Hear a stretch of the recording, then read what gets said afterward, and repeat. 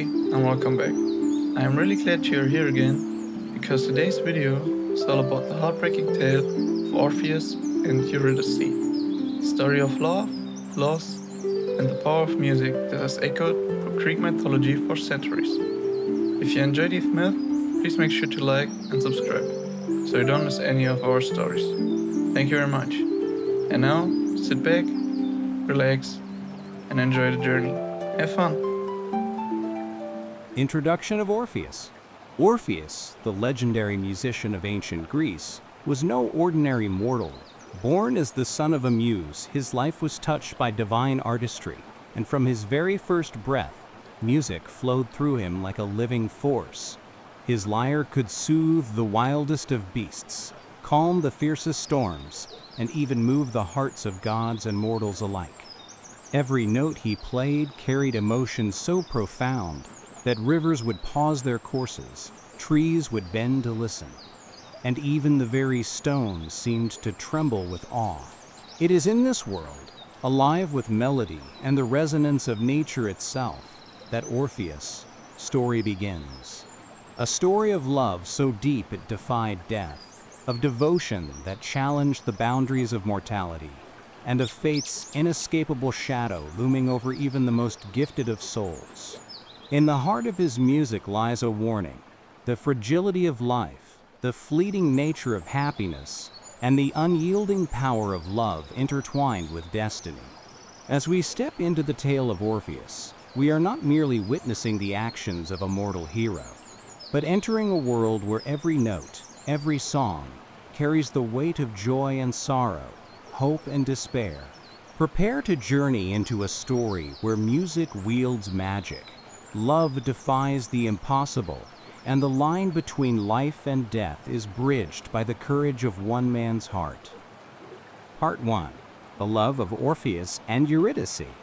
Orpheus, blessed with a gift that could enchant the world, one day encountered Eurydice, a maiden of extraordinary beauty and grace.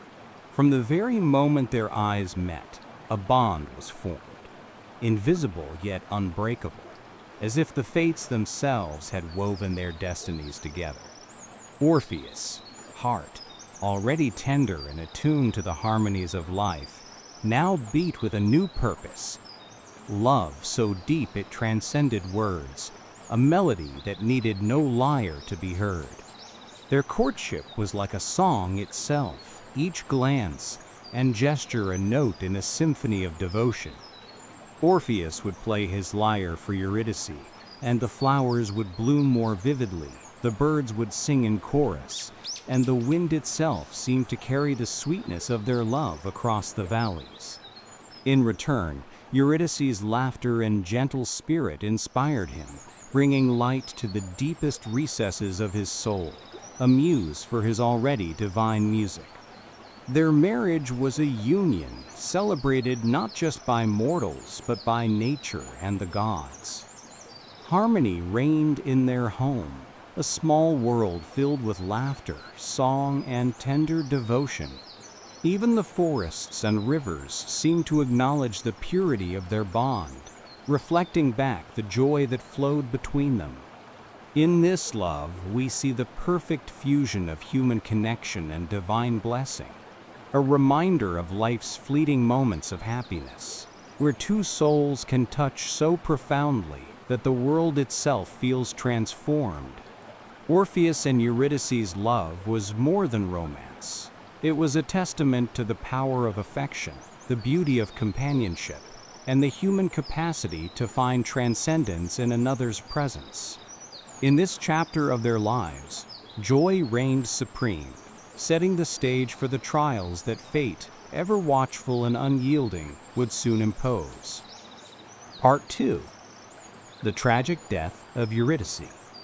Happiness, so vibrant and all-encompassing in the life of Orpheus and Eurydice, proved to be as fragile as the morning dew.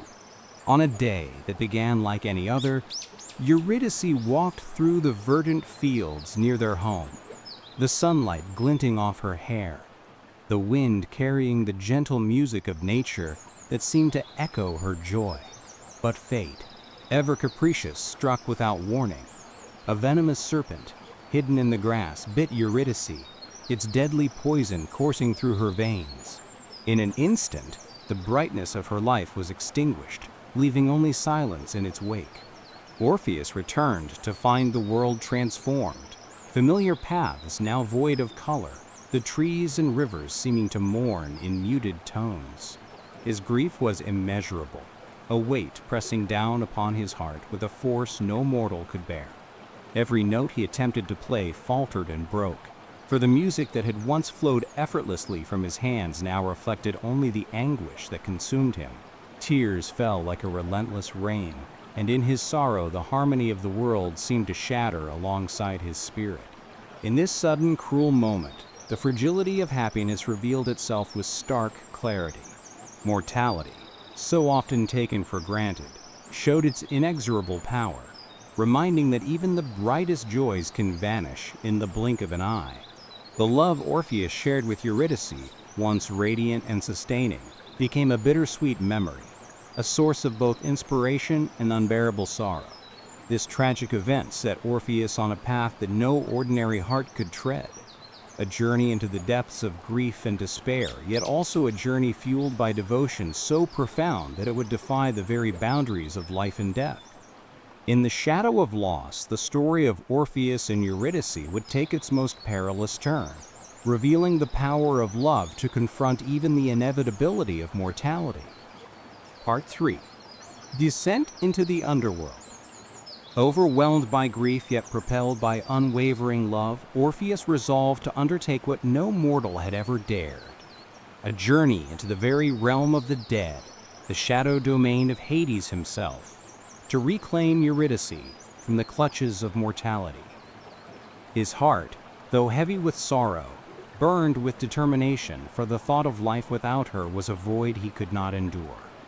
Clutching his lyre, the instrument that had always been an extension of his soul, he descended through the veiled paths that led to the underworld, each step echoing with the weight of both fear and hope.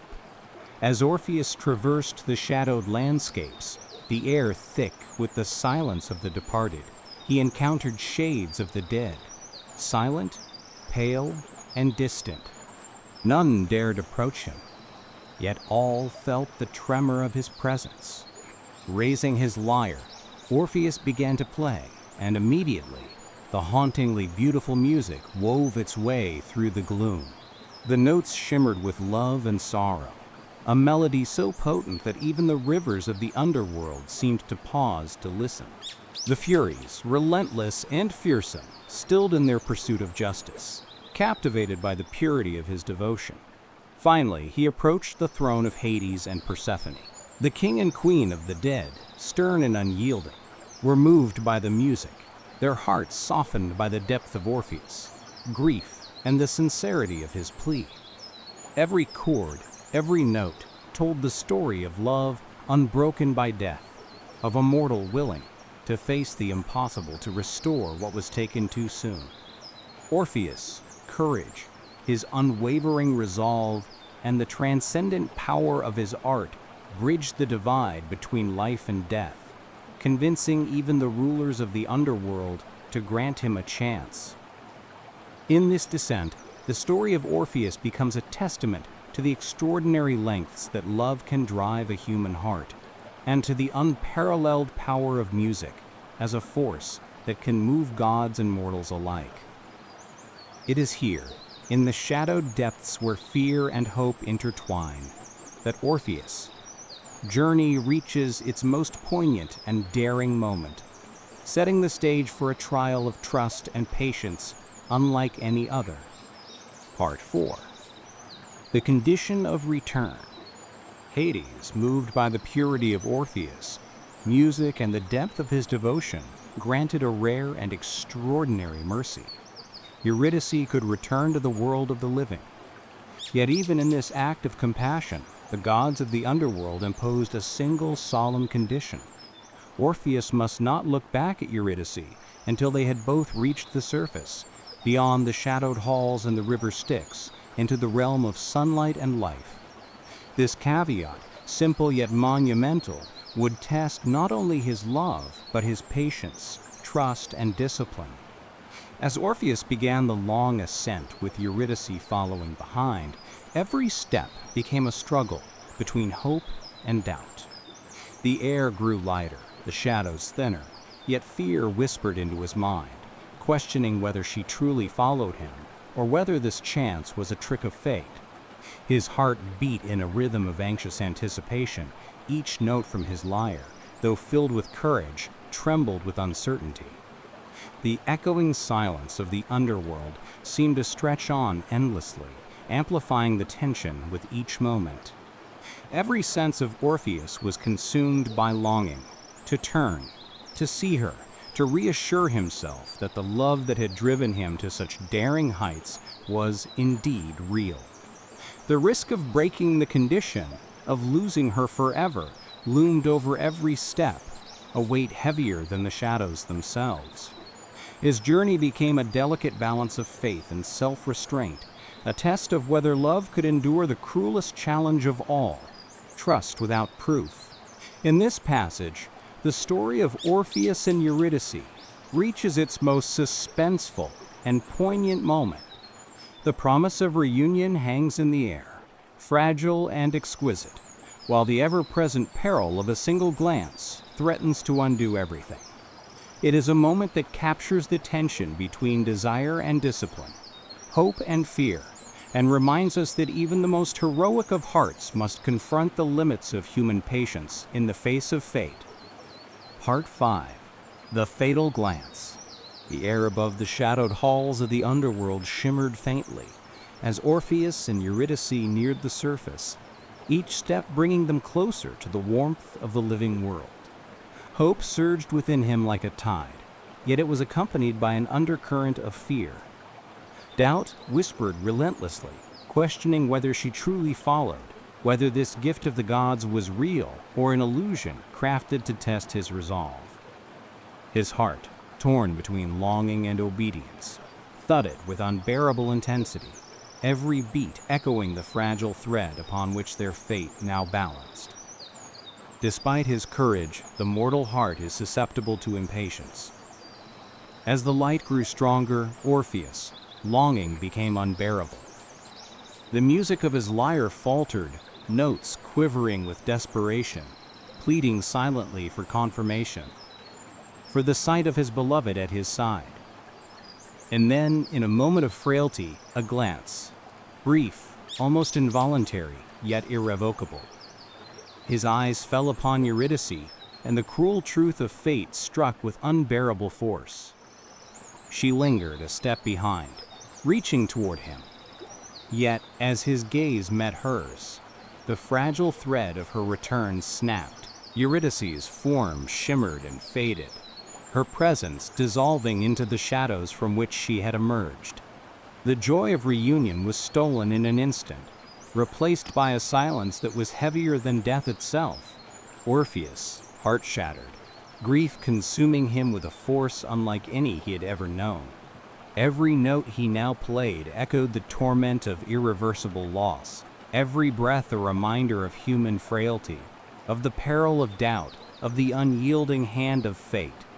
This moment, tragic and unalterable, stands as the ultimate testament to the limits of mortal resolve. Love, courage, and devotion had carried him to the threshold of the impossible, yet the smallest lapse, the briefest falter, had undone it all. In the story of Orpheus and Eurydice, the fatal glance becomes an eternal symbol of the fragility of hope, the weight of trust, and the cruel, immutable designs of destiny. Part 6. Aftermath and Legace. Orpheus emerged from the underworld alone, the weight of his loss pressing down upon him like an unending shadow. The sunlight of the mortal world no longer felt warm. Every sound, every breeze, every rustle of leaves reminded him of what had been lost and could never be regained. His grief was all-encompassing, yet it was not silent. Through the strings of his lyre, through the haunting melodies that poured from his lips, he gave voice to sorrow and longing, transforming personal tragedy into something that touched all who listened. His music became a bridge between worlds, mortal and divine, life and death, joy and despair. Forests grew still to hear him play, rivers seemed to pause in reverence. Even the gods themselves, watching from afar, could not remain untouched by the depth of emotion that flowed from his fingers and heart. Each note told a story of love's brilliance and its fragility, of the courage to confront fate, and of the inevitability of loss. Orpheus, mourning endured for the rest of his life, a relentless testament to the power of devotion. Yet in that grief, he achieved immortality. His songs, his legend, and his very name were carried forward through time, echoing in the hearts of generations.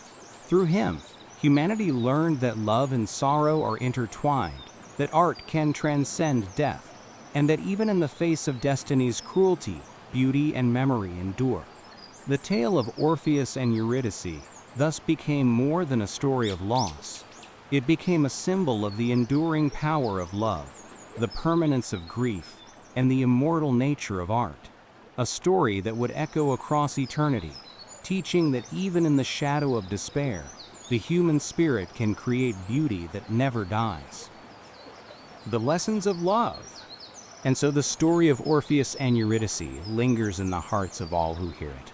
A tale where love is both radiant and fragile, where devotion collides with the unyielding hand of fate. Their journey reminds us that even the greatest courage and the most profound affection cannot always bend the laws of the gods or escape the designs of destiny. Orpheus, music, born of longing and loss, became a voice for the sorrow that resides in every human soul, a reminder that grief can be transformed into something eternal, something that resonates across time and space. Through the tragedy of their separation, we are taught the delicate balance between hope and patience, trust and doubt, action and restraint.